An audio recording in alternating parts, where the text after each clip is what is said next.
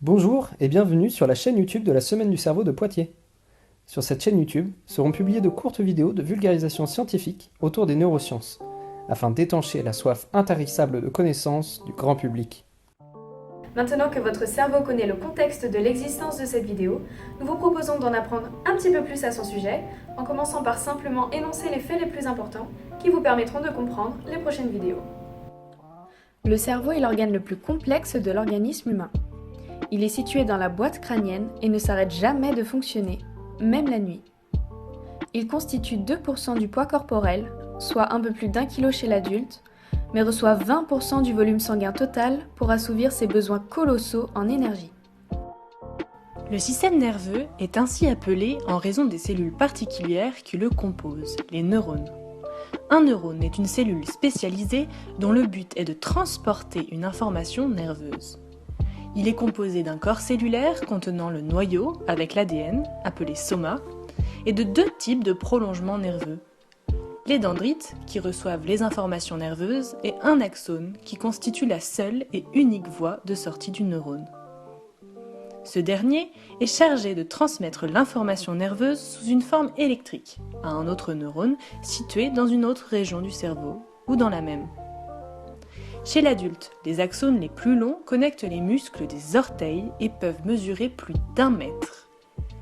Question rapidité, les neurones les mieux équipés peuvent transmettre une information nerveuse à plus de 120 km/h. C'est par exemple le cas des neurones moteurs. Le cerveau humain est composé de 85 milliards de neurones. Ce chiffre est stable aux alentours de 25 ans, mais il peut varier tout au long de la vie en fonction du mode de vie et du vécu de chacun.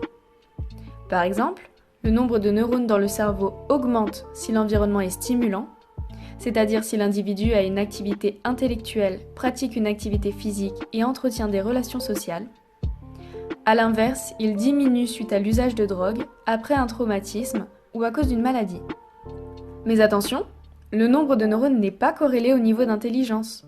Ce qui importe vraiment, c'est le nombre de connexions entre les neurones ainsi que la qualité de la gaine de myéline. En effet, certains neurones sont mieux équipés que d'autres. La gaine de myéline est en fait un isolant qui permet de considérablement augmenter la vitesse de propagation du message nerveux.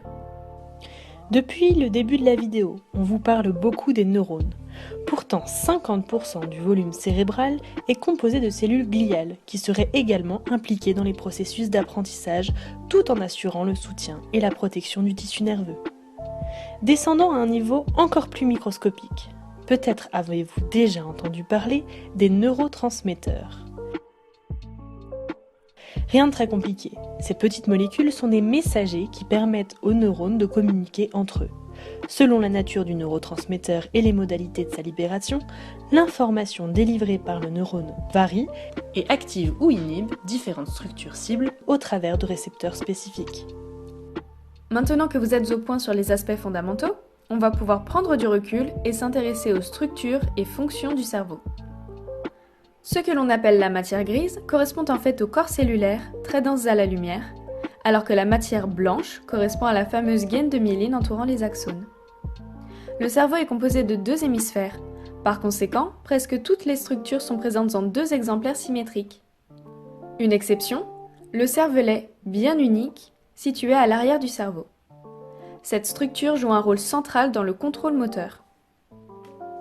L'aspect fripé du cerveau correspond en fait au cortex qui tire son nom du terme écorce, car il recouvre le cerveau. Le cortex est lui-même divisé en plusieurs zones en charge de différentes fonctions. Le cortex préfrontal est spécialisé dans la gestion de la mémoire, de l'apprentissage et du raisonnement. Le cortex moteur est à l'origine des mouvements. Quant au cortex somatosensoriel, il capte des informations sensorielles comme le toucher d'une casserole brûlante. Il existe aussi le cortex visuel pour la vision, le cortex auditif pour la perception des bruits, et j'en passe. Bien que les régions du cerveau soient spécialisées, elles ne sont pas isolées. Les aires corticales sont connectées et se coordonnent en réseau pour gérer des fonctions complexes et diverses. Ajoutez à cette brève introduction des dizaines de neurotransmetteurs, une centaine de structures cérébrales et des milliards de connexions neuronales, vous obtiendrez un organe d'un peu plus d'1 kilo possédant des millions de rôles qui donne vie à 7 milliards d'individus différents. Dis donc, ça fait beaucoup d'informations en peu de temps. Bon, Donc d'un autre côté, le format vidéo vous permet de re-regarder la vidéo autant de fois que vous le souhaitez et quand vous le souhaitez. Les autres vidéos traiteront de sujets un peu plus ciblés comme l'addiction, les stéréotypes ou encore les prothèses contrôlées par la pensée.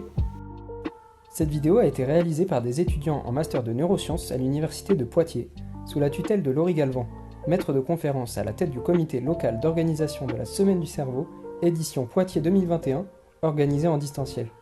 Si vous avez des questions concernant cette première vidéo ou les suivantes, n'hésitez pas à les poser en commentaire. Nous espérons que ce format et son contenu vous ont plu, et que vous apprécierez aussi les prochaines vidéos. Bonne semaine du cerveau!